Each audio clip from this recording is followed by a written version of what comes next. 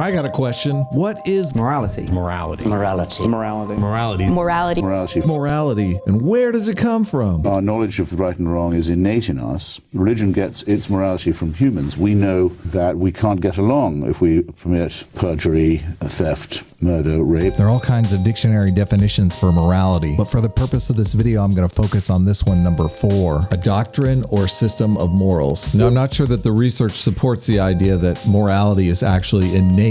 Our brains may be structured at birth to do morality in the same way that they're structured to do language, but the actual language that we construct or the morality that we construct with them varies from culture to culture. I feel few people stop to consider that morality itself is completely subjective. We all have different ideas about what right and wrong really is. I think most rational people will agree that those ideas originate inside us, whether it's our views on abortion, gay marriage, firearms, socialism, individualism, religion, atheism, pork or chicken. All of these morals around any given subject are unique to us. Religions collect these ideas into books, nations write constitutions based on them, political parties carve out platforms around them, but I think the important thing to recognize is that all of these collections of ideas, words and symbols cobbled together to constitute a group of people's collective views on right and wrong form something I'll call a moral community. So it doesn't take a brain surgeon to see that while we're all living on the same planet, most of us are inhabiting very different moral communities. While it's often difficult to see eye to eye on various anger-inducing issues, abortion, immigration, terrorism, I think rational people could all agree that these sometimes clashing ideals shaping all of our varied concepts of morality all stem from minor variations in the same cognitive architecture. A cognitive architecture shaped and honed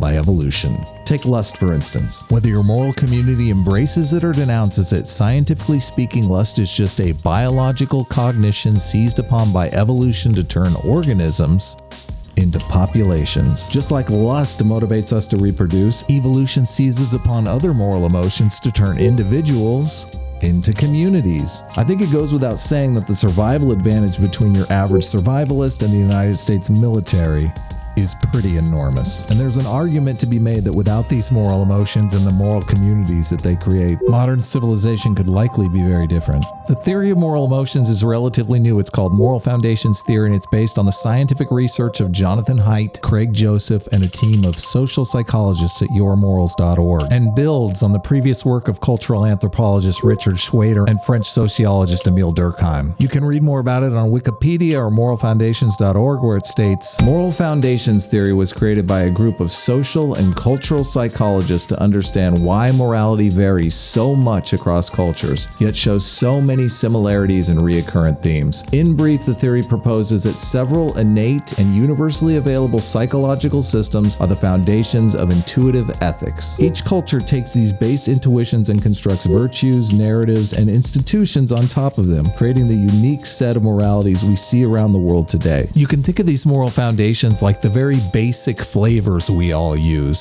sweet, salty, sour, to make up the world's wide array of cultural cuisines. Currently, there's evidence for 6 evolutionarily based moral foundations, and I'm going to go through them all briefly, but researchers in the field admit this list may not be exhaustive. Future psychological or sociological research could uncover more. 1. Care harm. Probably the most obvious of the moral foundations. We're all mammals with strong evolutionarily based attachment systems binding us to our families and young. These attachment systems allow us to empathize with others, feeling in ourselves others' pain and suffering. This system evolved to give our species a survival advantage in the production of strong and viable offspring, but is also useful inside our moral communities in fostering kindness, gentleness, and nurturant feelings towards our peers and the wider community at large. 2. Fairness cheating. With an emphasis on proportionality, the fairness cheating foundation evolved as a mechanism to aid us in our pursuit of reciprocal altruism. Reciprocal altruism works when we receive a fair portion for the effort we contribute, but the whole system can break down if free riders step in, siphoning off disproportionate resources from the group. To deal with the free rider problem, humans evolved a keen sense of justice, rights, and fairness. These intuitions fill us with angry indignation whenever we see others in the group taking more than they contribute or deserve.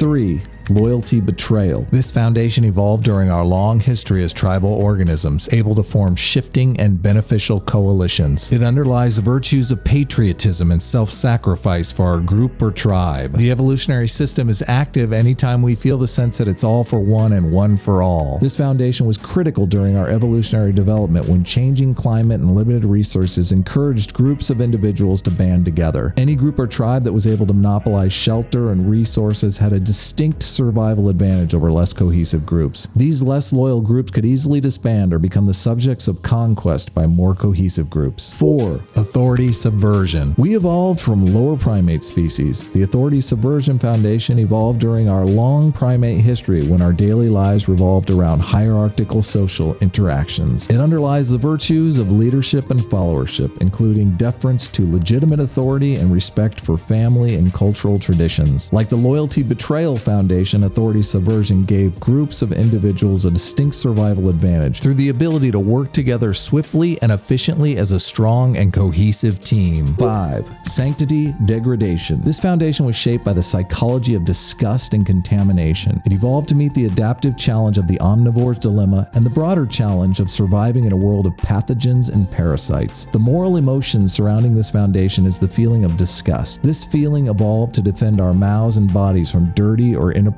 contaminants and has been appropriated by our moral reasoning to extend that disgust to certain people, groups, symbols, or ideas with any potential to contaminate our moral communities. 6. Liberty oppression. This foundation centers around the feelings of resentment towards people or organizations who dominate or restrain us. These intuitions are often in conflict with those of the authority subversion foundation, forcing us to strike a balance between the two. The emotions surrounding the liberty oppression foundation involve the hatred of bullies and dominators, motivating people to come together in solidarity to oppose and or kill any would-be oppressors. These emotions likely developed once our species evolved the ability to make and use tools. With the advent of weaponry, reverse dominance hierarchies allowed our species to develop a more egalitarian lifestyle, since keenly aware individuals could now easily unite with weaponry against any domineering alphas that might threaten or even annoy the group. So what's your take on these moral emotions? One of the reasons I find this idea so interesting is that it gives us a clear window into what motivates people both morally and politically, as well as offering up a concrete understanding of the moral emotions that both unite and divide us all. In a culture where it often feels like we're all at war with one another, I think it's important to remember where all of our righteous anger comes from. It's so easy for us as individuals to assume we hold all the answers and that our team is flawless and that anyone outside our moral circle is just some evil parasite in danger of destroying us all. That might have been the case when these moral emotions evolved, but that's so rarely the case today. So I hope you liked my video. If you enjoy this kind of informative and unbiased content, please consider supporting my work with a $1 contribution on Patreon. If you're unable to make a financial contribution, you can always support my work by liking and sharing this video with a friend. I also have a second channel where I upload more frequent and less polished content. If you'd like to see more of my videos, you're welcome to subscribe there. Links are in the description. I'm Adam. I hope you learned something new today, and we'll see you in the next video.